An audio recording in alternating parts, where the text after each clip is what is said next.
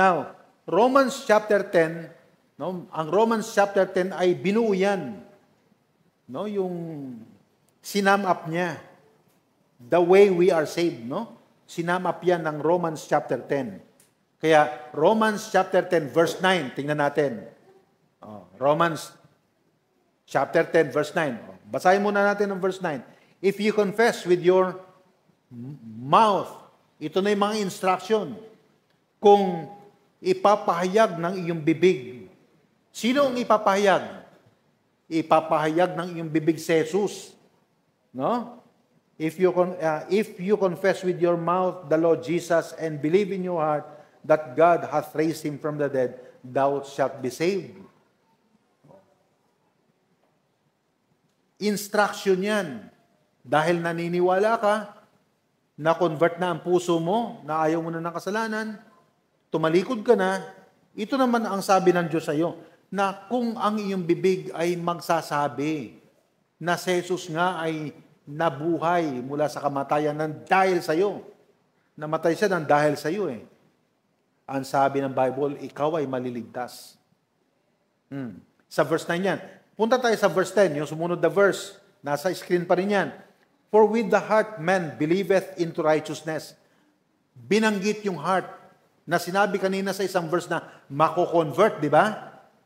Ibig sabihin, magbabago ang attitude ng puso mo. Okay? Kaya, for with the heart, no, sa puso mo, ikaw ay maniniwala sa katwiran, sa tama. Di ba conversion yan? Pagbabago yan ng attitude ng puso mo.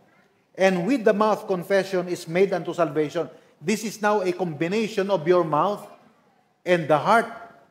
No, kombinasyon ho yan ng puso mo at saka ng bibig mo. Na yung sinasabi mo ay attitude na ng puso mo.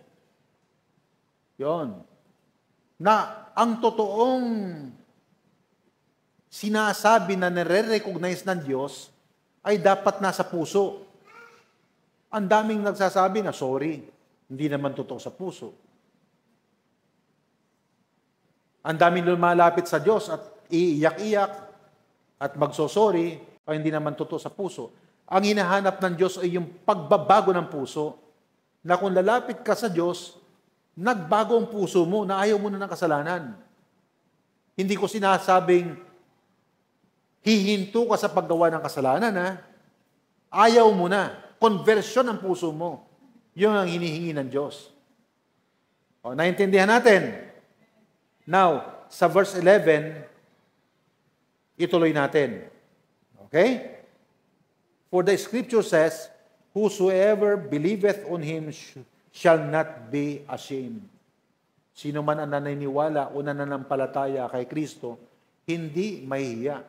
Ibig sabihin, kung ano ang intensyon ng puso mo, hindi ka mahiya na sabihin, Lord, Panginoon ka ng aking buhay.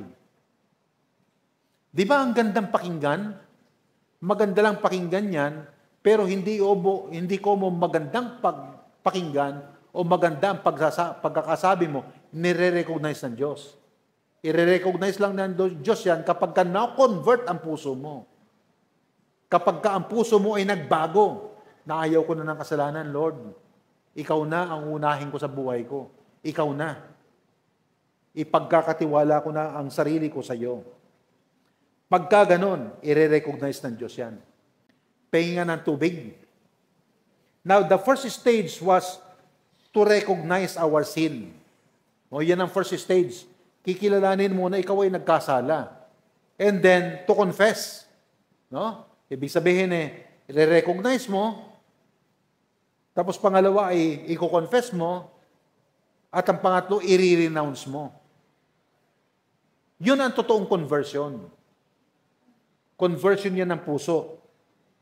Na una, kikilalanin mo, nagkasala ako. Tapos pangalawa ay sasabihin mo sa Panginoon na hindi sa kapwa mo. Lord, nagkasala ako. Tapos, i-renounce mo. Ayaw mo na. It is a change inside that affects the way we behave. Yan. Kaya ang totoong Kristiyano, kahit hindi siya perfect, nagbabago ang kanyang buhay. Kasi una nagkaroon ng confession. Out from conversion of the heart. No. Now, its basis. No, ano naging basihan ito? For by grace are ye saved through faith. Through faith. And that not of yourselves, it is a gift of God. Yan po ang basihan yan. At ang Titus chapter 3 verse 5, not by works of righteousness which we have done, but according to His mercy. No? According to His mercy. Ayon sa kanyang awa, iniligtas niya tayo.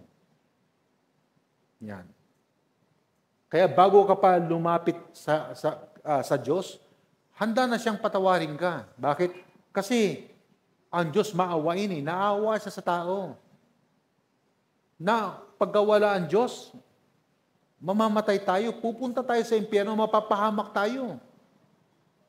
Oh. Ganon naawa ang Diyos sa atin. Kaya bago ka pa lang lumapit, iniisip mo pa lang lumapit sa Diyos, handa na siyang patawarin ka. Handa na siyang tanggapin ka.